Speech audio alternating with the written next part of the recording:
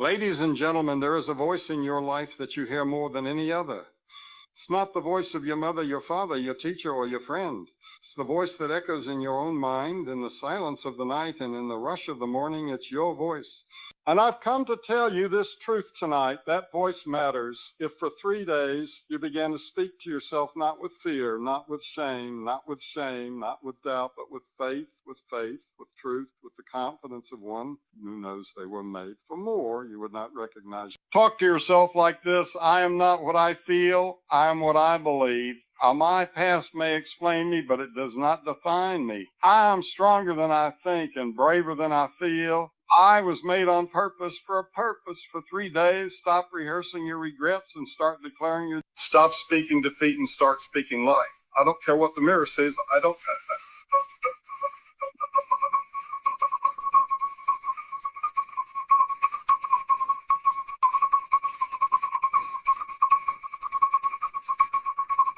A battle for your mind, your heart, your future. The words you speak to yourself can either be weapons in the hand of your enemy or tools in the hand of your redeemer.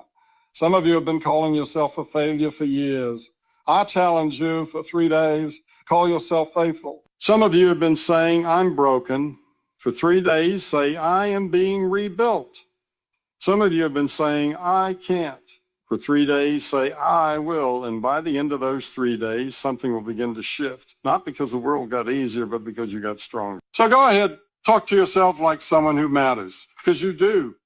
Talk to yourself like someone who still has something to live for, because you do. Talk to yourself like a warrior who's getting up again, because you are. 3 days. Just try it and watch what happens. Words shape your world because before anything was built, before anything stood tall, before any city was formed or any life began, there was a word spoken, a word declared, a word released into the chaos and darkness. And that word carried power. That word carried weight. That word was not an empty echo, but a command that pulled order from confusion, purpose from nothingness. And ever since that first moment, we have been given the same mysterious gift, the ability to speak, to name, to declare. And whether we realize it or not, every word we release is building something around us or tearing something down. When you wake up and say, I can't, you're not just making a statement. You're laying down bricks of limitation around your own potential. You're reinforcing the walls of fear. You're giving permission to doubt to move in and decorate the walls of your heart. But when you say, I will, when you whisper, I'm still standing, even through trembling lips, you are shifting the ground beneath you. You are turning whispers into war cries and fear into fuel. And every syllable becomes sacred, every phrase a foundation. You may think words are just noise, just fleeting sound waves, but they are seeds and they always grow. They plant themselves in your mind, in your relationships, in your future, and what you repeat begins to take root, begins to bloom or wither, depending on what kind of garden you are tending with your tongue. So if you're speaking failure, don't be surprised when your hope starts to shrivel. But if you speak life, if you water the soil of your soul with courage, with truth, with declarations of possibility, then watch as dead dreams wake up again. There are people right now who live in prisons made of sentences they didn't even mean, cages built from careless comments they kept repeating, like I'm not good enough, or it always goes wrong, or nothing ever works out for me. And they don't realize that those words become walls. Invisible but solid, real enough to stop them from running, from rising, and yet the same voice that trapped them can be the voice that frees them if they would only learn to say something different. Something true, something healing, something prayerful. You don't need a crowd to change your world. You don't need applause or permission. You just need to open your mouth and start speaking light where there's been darkness. Start saying, I am whole. We're used to say, I am broken. Start declaring, I am grown where you once said I'm stuck. Because your words don't just describe your life. They design it. They don't just report the weather. They forecast the future. And with each word you speak, you're either building a bridge to your destiny or digging a ditch to stay in. So many wait for circumstances to change before they change their words. But what if the secret is that changing your words changes your circumstances? What if the shift starts not when things around you get better, but when you begin to speak better, bolder, braver words right in the middle of your mess?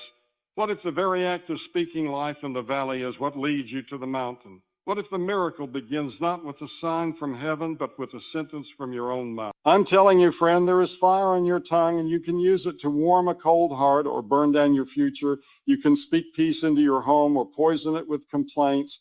You can say, I'm thankful and find joy, or say, I'm tired and sink deeper. And it's not about pretending or ignoring pain. It's about choosing the power of what you focus on. It's about putting your words in alignment with the truth that still stands even when everything else is shaky. So today, even now, even if your heart is heavy and your eyes are tired, open your mouth and say something that lifts, that builds, that brings breath back into your bones. Because this world you're standing in is being shaped every day, not just by what happens to you, but by what you say to it, by what you say to yourself. And when you realize that your words are not just reactions, but revelations, not just reflections, but revolutions, then you'll begin to speak not as a victim of life, but as a builder up. There's a voice inside of you that never sleeps, a voice that rides in the passenger seat of every moment, every choice, every quiet night and chaotic day.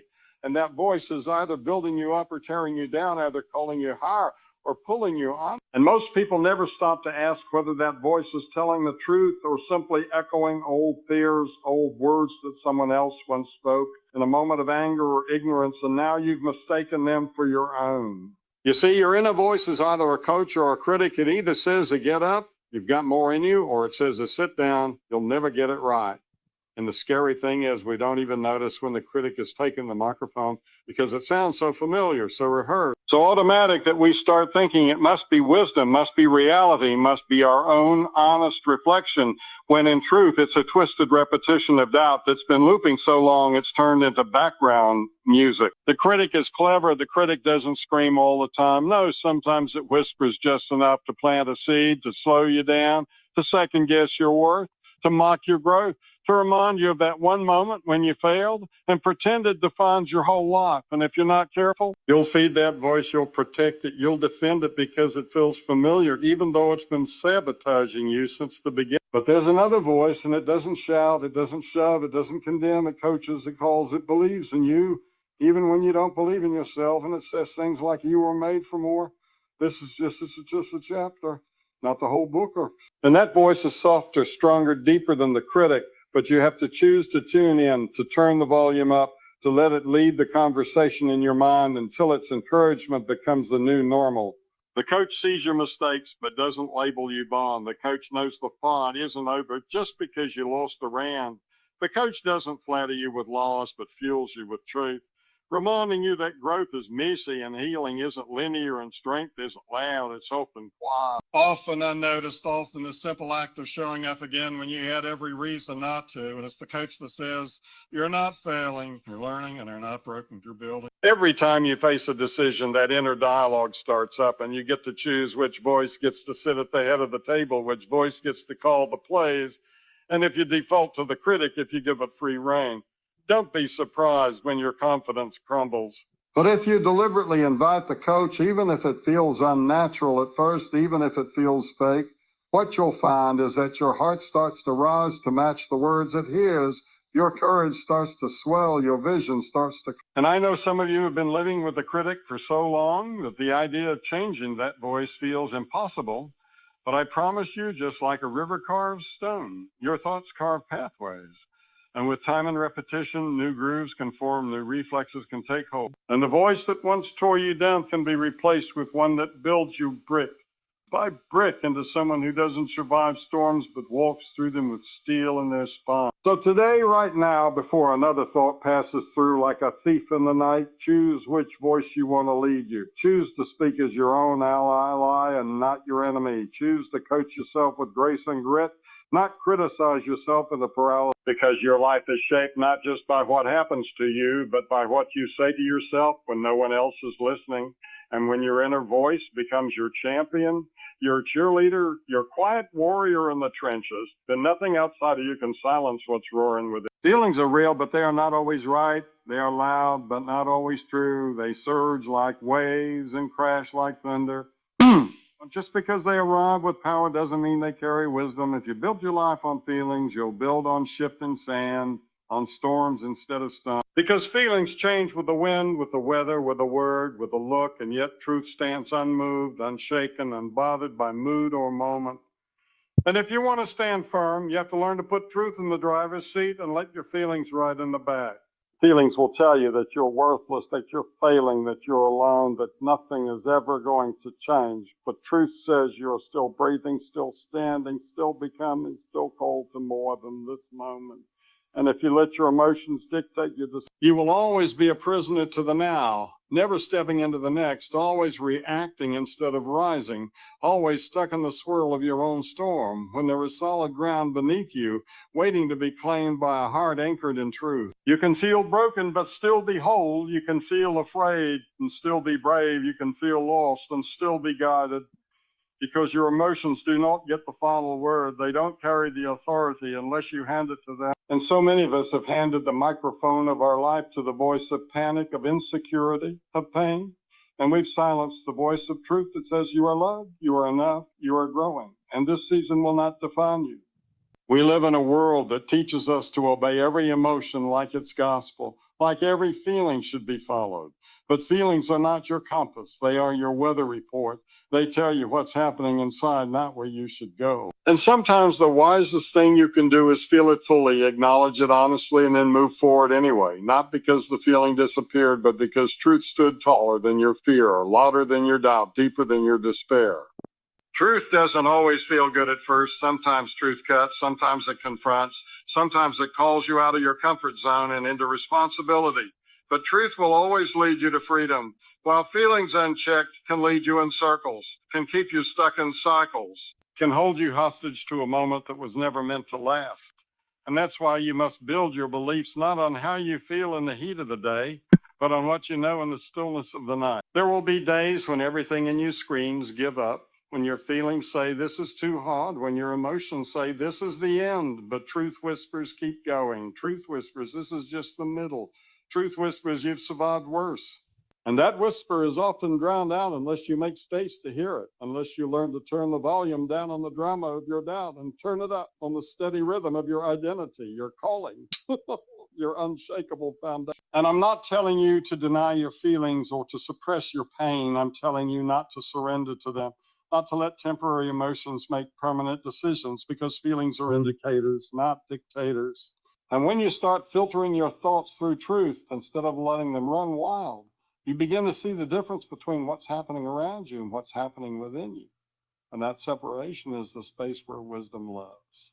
So today, when you feel like quitting, remind yourself of the truth that you're not done. When you feel like you're too far gone, remind yourself of the truth that there's still hope. When you feel like it's never going to change, remind yourself of the truth that all things are still possible. Because at the end of the day, your feelings may color the sky, but truth is what anchors the stars. And if you keep holding on to it, even through tears and tension, it will lead you home every single time. There is a kind of power that doesn't wait for proof, a kind of strength that doesn't wait for the scoreboard to shine or the circumstances to change. And that power is found in your declaration, in your decision to speak victory before it shows up. To say I will win while you're still surrounded by loss. To say I am healed while the wound is still open. To say it is done though the mess, because sometimes the most powerful thing you can do is not react to what you see, but speak what you see, but speak what you believe. Anyone can celebrate after the battle is over. Anyone can shout when the walls fall, but it takes another kind of faith, another kind of fire to lift your voice while the walls are still standing, while the giants are still mocking, while the ground beneath your feet is still shaking, and declare not with arrogance, but with authority that this will not be the end, that this is not how the story closes, that there is something coming that my eyes haven't seen, but my spirit knows is already written. You declare victory before you see it, because victory doesn't start with what's around you. It starts with what's within you. It starts when you choose to believe that your current condition is not your final destination, that the darkness you're walking through isn't proof that you've been forgotten. It's just the tunnel you pass through on your way to the breakthrough. And if you can learn to open your mouth before the miracle arrives, you'll start to realize that your voice was never meant to echo defeat, but to prophesy purpose. Some of the greatest shifts in your life won't come because something changed around you, but because something changed in you, because you stopped waiting for a sign and started becoming one. because you stopped praying like a beggar and started declaring like a believer.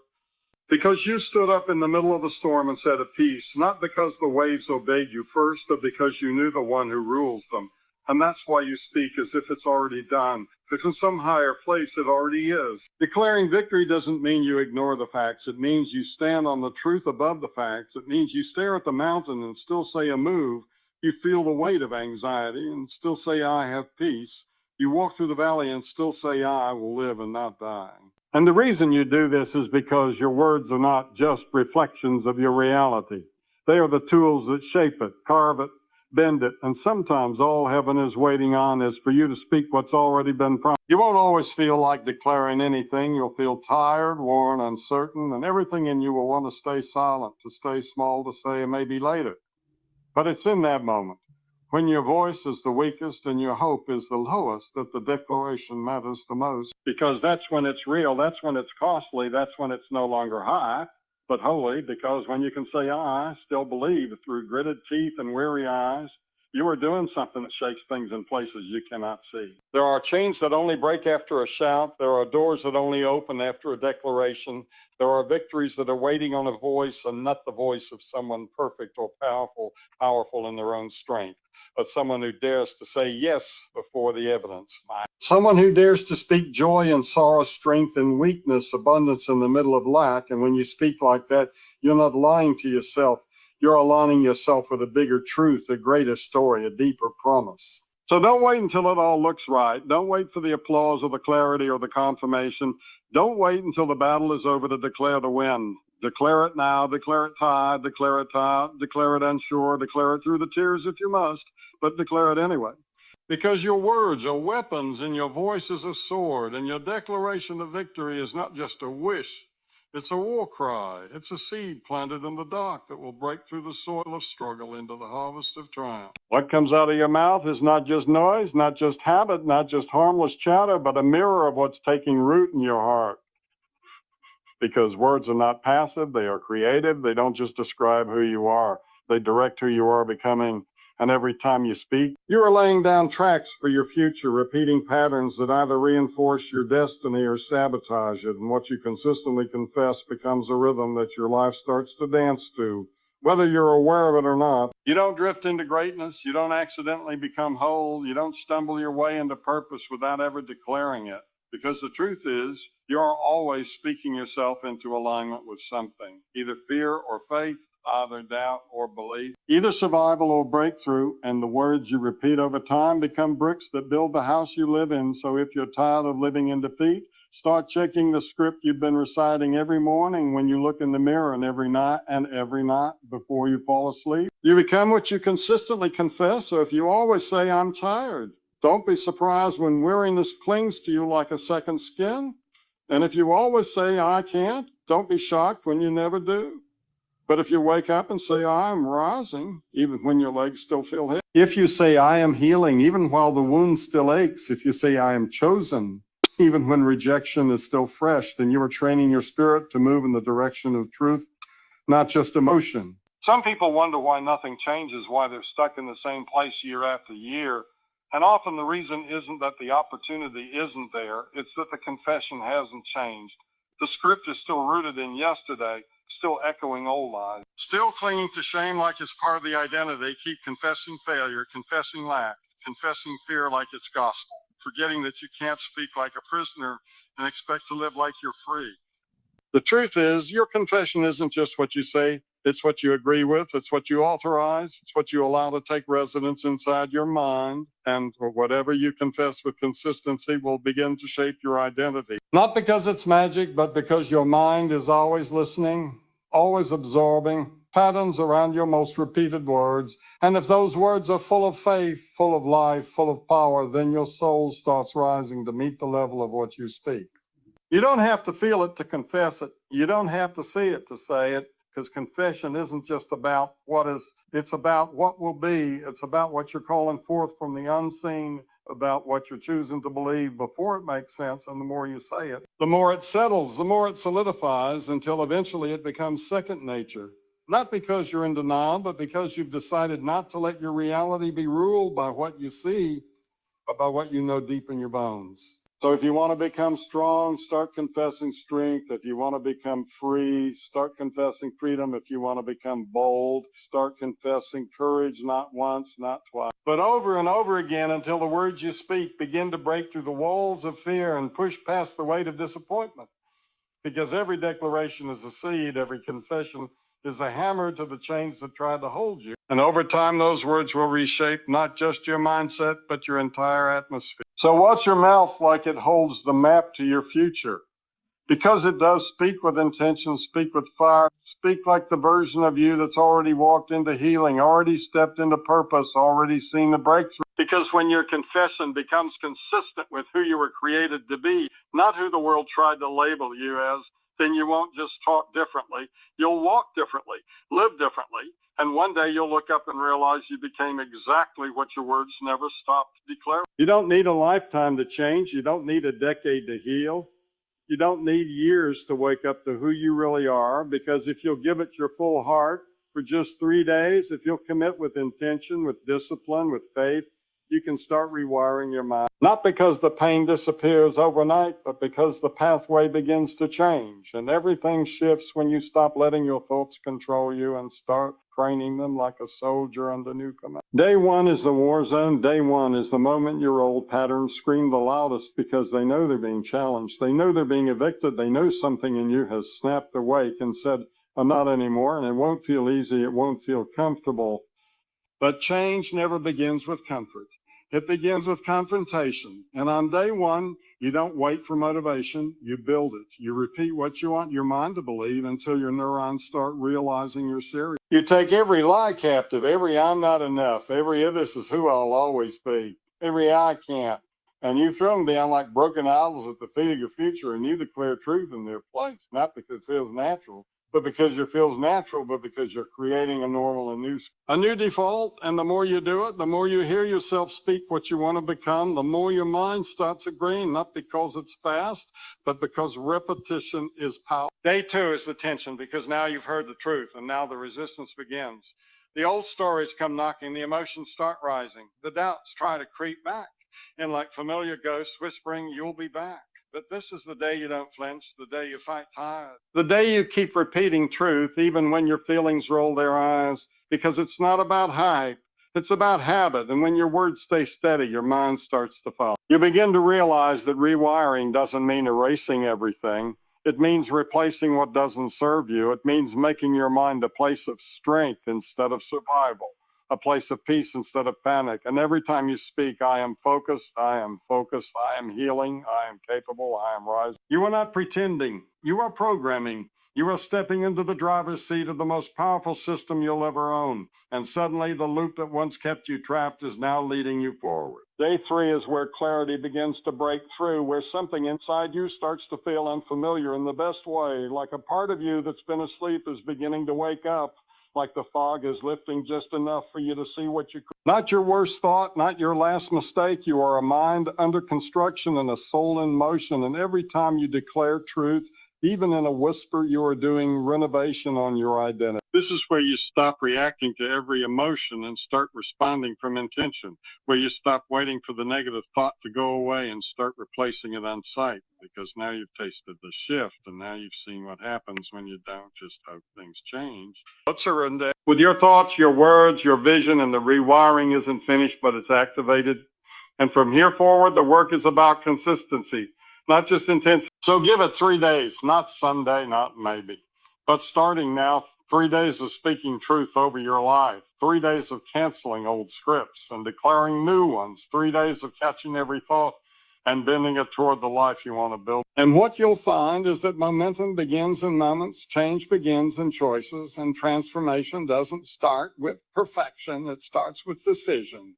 And if you make that decision today, then 3 days from now, you won't be finished, but you won't be the same.